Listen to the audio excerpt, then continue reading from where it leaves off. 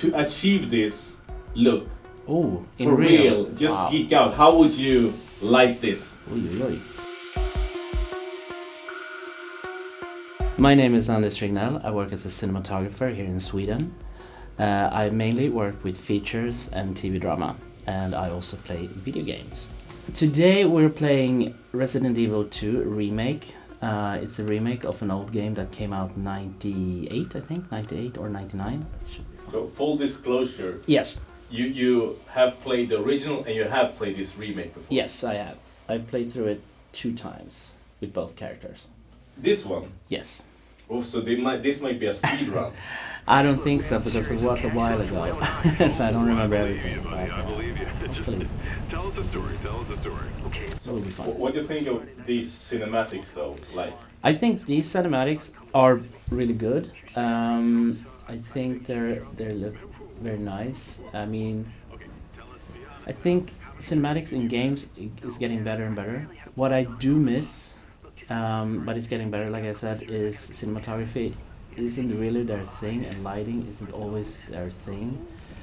It's like sometimes when you watch video games, you can look at them and it feels like sometimes it's like, you know, when you were beginning to do something and the light is coming from the same direction, even if you turn the camera angle, it's still the same, so it's like very, very hard light from in front instead of faking it from the other side, or, you know, try to mold the lighting a little bit nicer.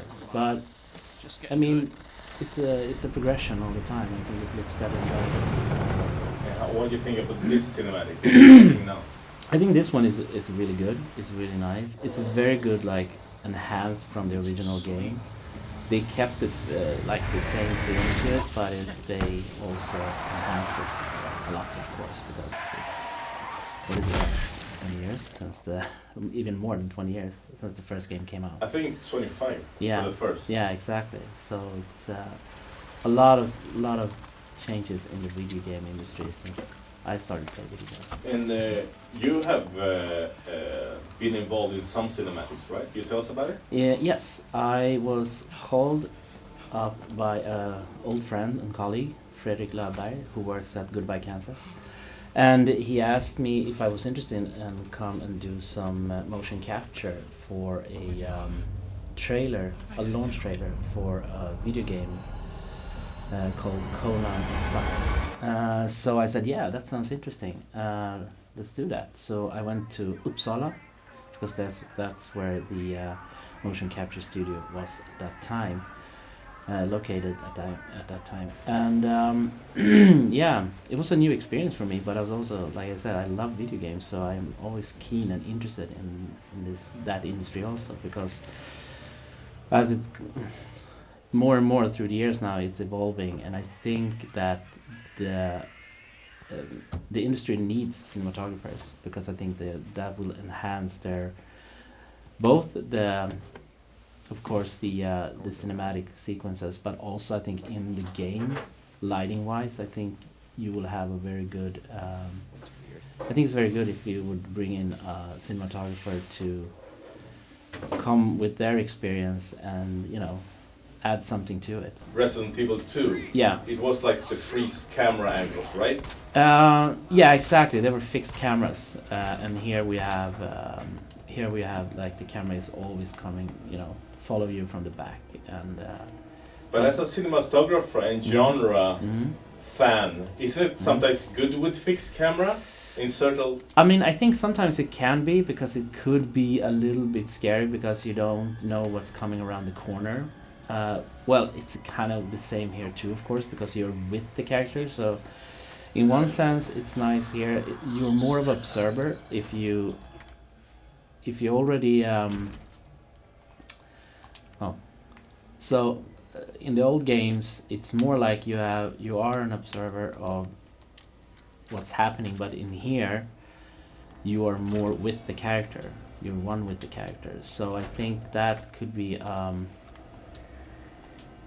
I think that's kind of nice also. So the first time it came out, of course, it's inspired by George A. Romero, and he also did like a live action commercial for the first game, Yeah, right. Yeah, and he also wrote a script for Resident Evil. So what do you think of the Mila Jovovich movies? I mean, they're not Go back to when you saw the first one, if the you first remember. one.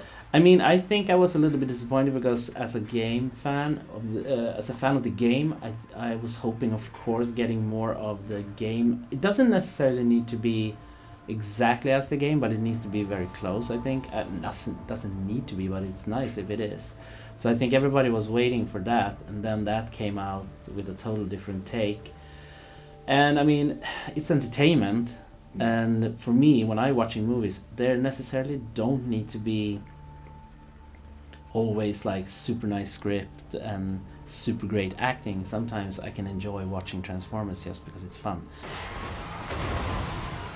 In a horror movie, you actually don't really want to know the origin of the virus, right? The No, best ones is just like, what the hell is happening? Yeah, And when you know what's happening, then it's not as fun. No, exactly. Now you know it's a lab in this one, and it's an evil corporation called Umbrella who's like doing, biological weapons. That's like the backstory a little bit. And then of course you have a backstory through each character why they're in this mess. But if you look at The Walking Dead, the thing that was in The Walking Dead was that you never was told why everything happened. What would you say about the lighting in this? This is pretty cinematic. I think this is very cinematic. I think this is a very good example of good cinematic lighting, and it feels very nice. It's you have these. There is something called. This is getting a little bit nerdy, but there is something called ray tracing. Simplified, it is a like way. light bouncing off. Yeah, exactly. It bounces off objects, and you get these kind of. You can get reflection in real time. It's not pre-rendered. It's happening as you play the game, and that actually this game isn't that like this, but there are other games that are, and that's starting to look really good and very interesting. A practical is a practical as it sounds. It is a lamp that is in the scene. Like could be a floor lamp or something that is in the ceiling lamp, or and you use that as the source of light, and that's the way I like to shoot stuff. I like it to feel natural, and then of course I can add a film light just to wrap around something, or to highlight something. But I think in terms of lighting, I think these games are coming closer and closer to look more realistic, and they are. In a few years, you will have a hard time, I think, to see if it's a game or is it reality, because we're getting so close to so close to reality in a way with lighting, and lighting is a big key to that, to get the feeling of reality, because how light bounces in reality, and that's always a little bit tricky sometimes to get right in a video game or even in VFX work. To achieve this look, for real, just wow. geek out. How would you light this? Oy. Tell your grip and your electrical department. I would definitely use a lot of practicals as they have done here, but I also would need to put something like they have done here. They have these windows, and there's a light coming in through it, so that makes it. Those windows, I would say, adds a little bit of ambient light, which means it's like an overall light that gives you helps you a little bit with the exposure. But if this would have been a real, I think I would have more shadows probably. Because you like it, or because of necessity? I think because I like it, because I think it's nice. If it is, I mean, you can look at this scenery. It's very dark. Everything is very dark. Dark wood, dark walls.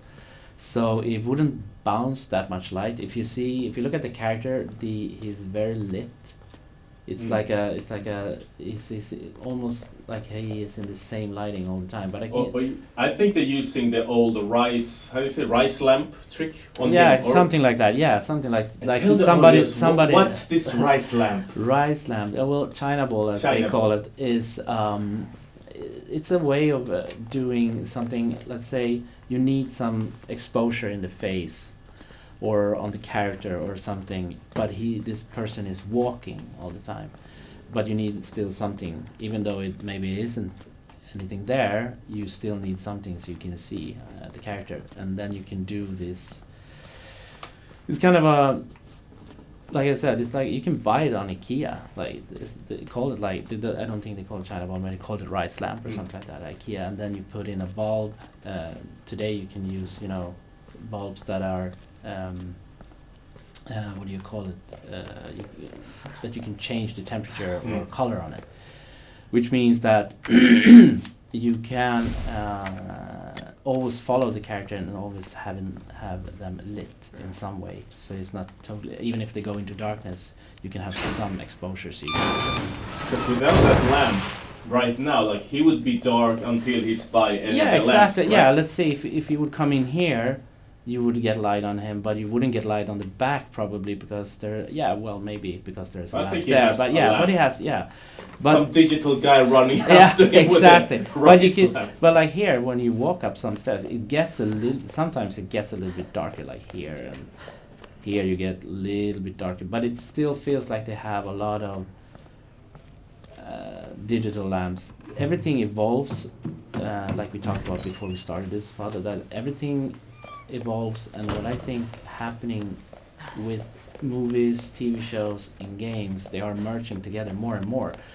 So let's say in the future you could play, let's say you watch a movie, I don't know, any movie, let's say a Matrix movie, kind of movie, and you get part of the story, of course, like a solid story through the movie, but if, let's say, Neo goes away doing something and you follow another Morpheus or whatever character and you want to know, and then he comes back, Neo, but what did he do when you're gone? And I think that could be a way to play the video game, and you can follow Neo, what he was doing.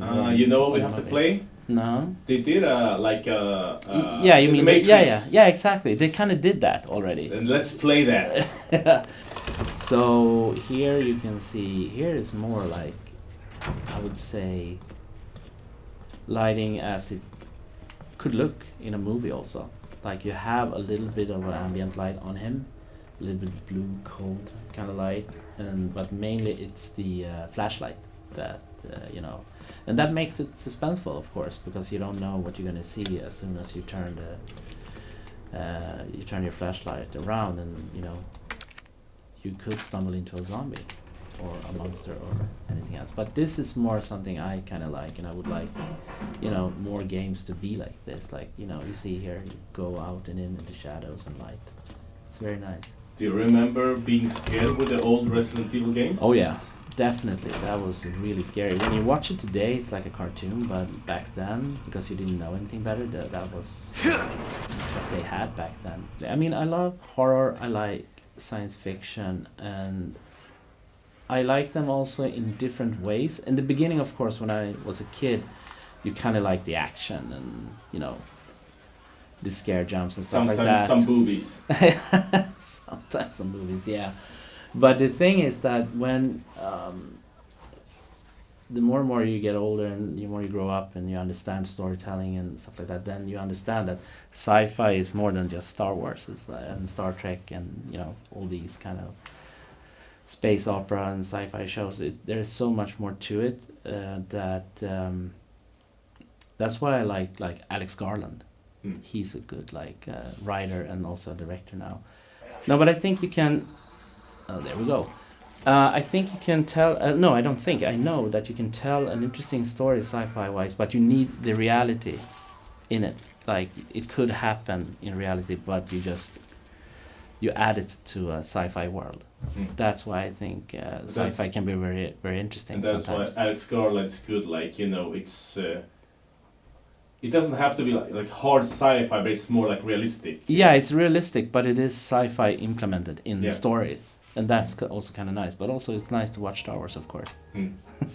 General thoughts on this remake from the original and like HD remakes in general in games? What do you think about I think it's nice. I think it's like this is a really a remake, like from the ground, and they added some things, and I think they expanded the story a little bit more, which is kind of nice because I liked the first game; it was really good. But this one, I would say, it had added some elements that made it even greater. I would say in the end.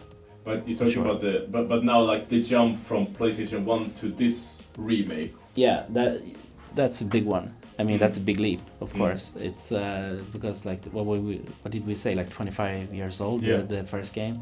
I mean, as you see, a lot of things has happened in 25 years.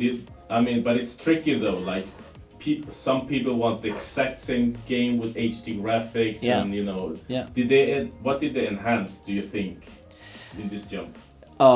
Everything. I mean, lighting, graphics, of course. I mean, like I said, 25 jump in the future. Of course, it's going to look much better. And it looks cinematic. It looks very not realistic, but it's getting there for sure. I mean, the texture and everything is really, really nice. So thank you so much for watching me playing Resident Evil 2, the remake. I hope you enjoyed it, and I hope you enjoyed me talking about lighting in video games versus reality. If you have more questions about lighting in reality, I would say more than video games, just put a comment in the comment section and we'll get you an answer.